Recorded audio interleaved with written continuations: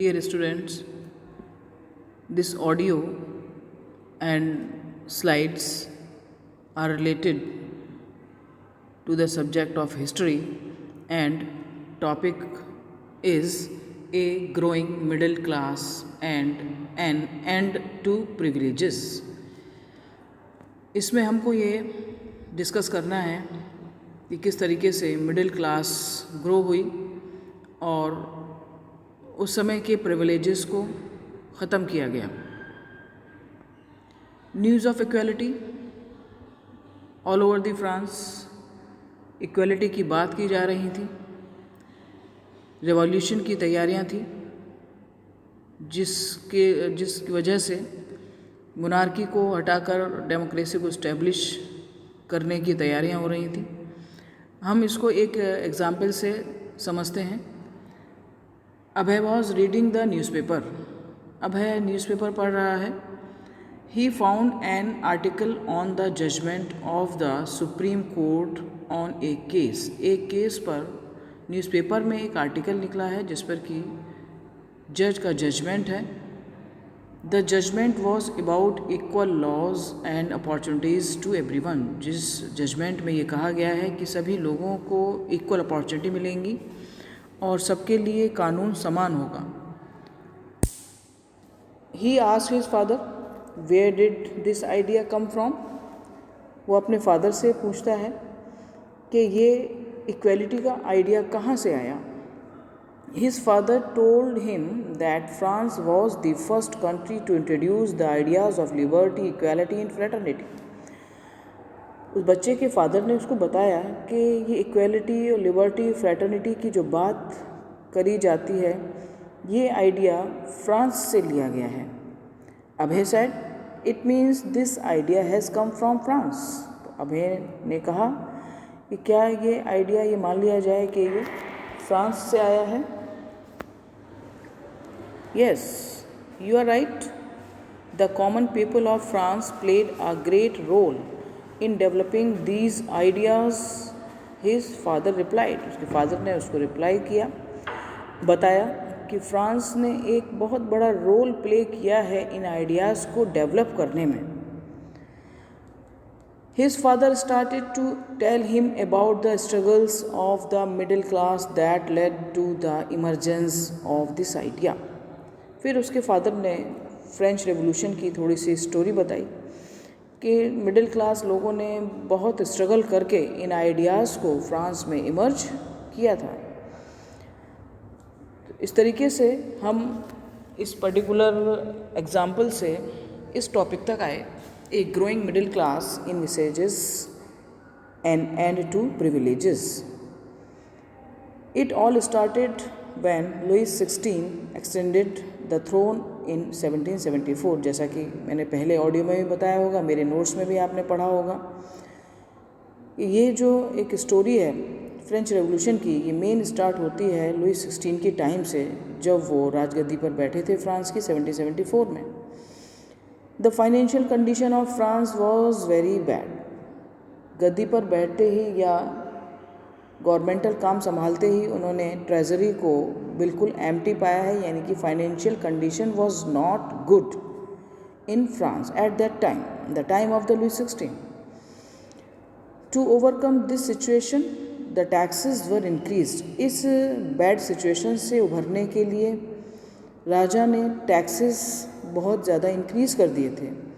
This decision made middle class people unhappy as they had to pay high taxes. जिसकी वजह से middle class people ने ये निर्णय लिया, ये सोचा, और वो लोग बहुत अनहैप्पी थे इन बढ़े हुए टैक्सेस से. They began to protest against this decision. इस डिसीजन के विरुद्ध या अगेंस्ट बहुत सारे प्रोटेस्ट हुए, विरोध हुए, मूवमेंट हुए. But they lacked means and programs to carry out this protest on a large scale. लेकिन वो कॉमन पीपल या मिडिल क्लास पीपल ये नहीं जानते थे कि how to fight against this injustice laws. और लुइस 16 के ख़िलाफ़ या उसके द्वारा बनाए गए नियम कानूनों के ख़िलाफ़ कैसे आवाज़ उठाई जाए, यानी उनके पास साधनों की, रिसोर्सेज की क्या थी, कमी थी. Then so the fight was left to those groups, the third estates, who were educated and prosperous. तो ये जो फाइट थी अगेंस्ट लुई 16 और इंक्रीज टैक्सेस, ये थर्ड एस्टेट के उन लोगों ने स्टार्ट करी जो कि उस समय एजुकेटेड और प्रॉस्पेरस यानी कि पैसे वाले भी थे और एजुकेटेड भी थे. Abhay said, so the middle class was prosperous at that time. Abhay ने ये एक क्वेश्चन किया कि क्या मिडिल क्लास के लोग उस समय प्रॉस्पेरस हुआ करते थे, पैसे वाले हुआ करते थे, समृद्ध हुआ करते थे. His father said, not all, but some people of the middle class were prosperous and had access to education. उसके फादर ने उसको जवाब दिया कि सब नहीं, लेकिन मिडिल क्लास के कुछ लोग पैसे वाले थे और एजुकेटेड थे उस time. He continued, some of them earned their wealth through overseas trade and manufacture of goods, जो कि उस समय पढ़े लिखे भी थे और समुद्र पार व्यापार किया करते थे एक जगह से दूसरी जगह. In addition to merchants, the middle class also included lawyers, administratives, officials. व्यापारियों के अलावा, ट्रेडर्स के अलावा इस ग्रुप में मर्चेंट्स भी शामिल थे, तो लॉयर्स भी शामिल थे, तो एडमिनिस्ट्रेटिव ऑफिसर्स भी थे.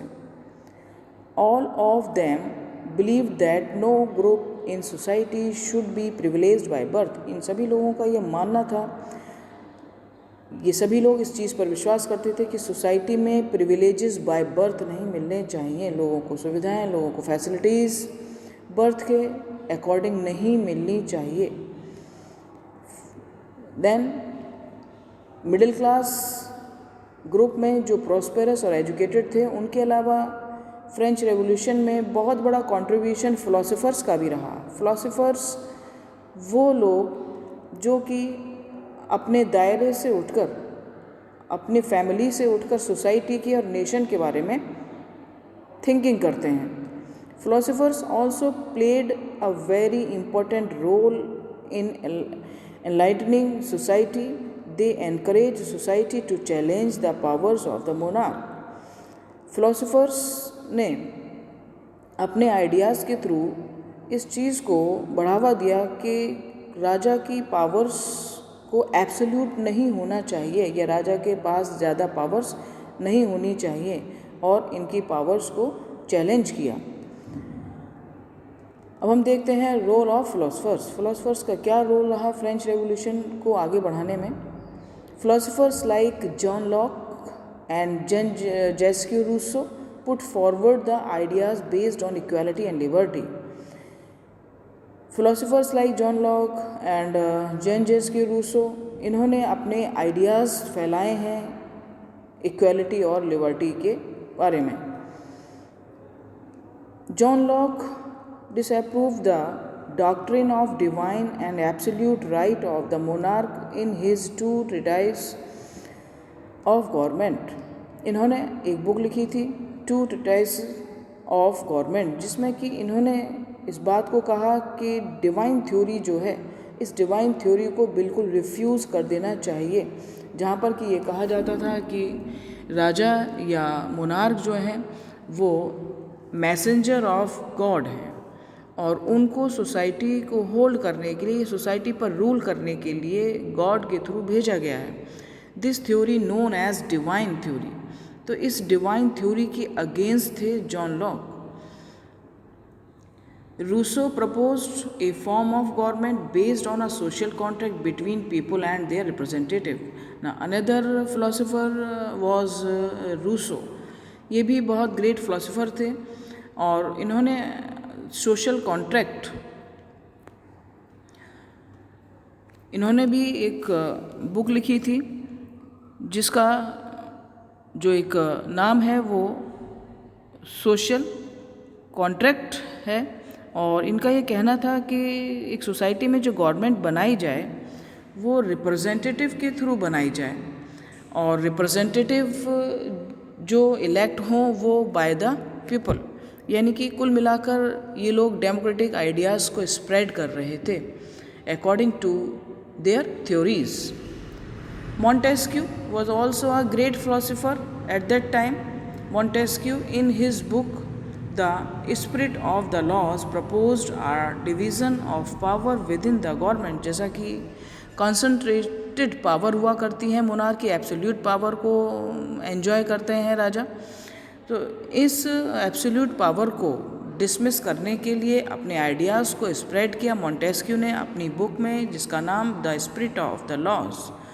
उस बुक में इन्होंने अपने आइडियाज़ जो दिए, उसमें ख़ासतौर से जो एक आइडिया बहुत पॉपुलर हुआ और जिसके बेस पर यूएसए की गवर्नमेंट को इस्टेब्लिश किया गया, that idea was the division of power of government, यानी गवर्नमेंट की पावर डिवाइडेड होनी चाहिए, not to concentrate in a one person or a one authority.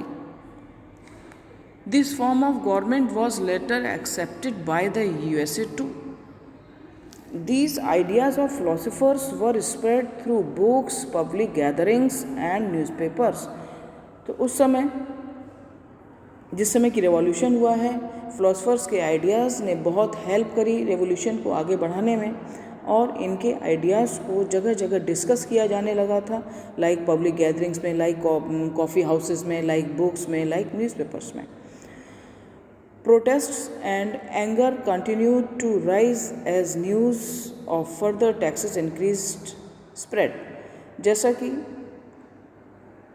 Philosophers के आइडियाज़ स्प्रेड हो रहे थे, उसी समय ये पता चला कि राजा ने टैक्सेस और बढ़ा दिए हैं। इस पर्टिकुलर टॉपिक में हमने ये देखा कि रेवोल्यूशन की तैयारियां कैसे करी गई और इसमें कौन मेन लोग जब शामिल हुए जब रेवोल्यूशन अपनी हाइट्स पर पहुंचा। तो हम कह सकते हैं कि middle class people and philosophers के आइडियाज़ ने मिलकर रेवोल्यूशन को आगे बढ़ाया। इसको आप ध्यान से सुने, ऑडियो को, मेरे नोट्स पढ़ें और बुक में टेक्स्ट को भी पढ़ें। नो डाउट कि आपको समझ में आएगा। Thank you and have a nice day.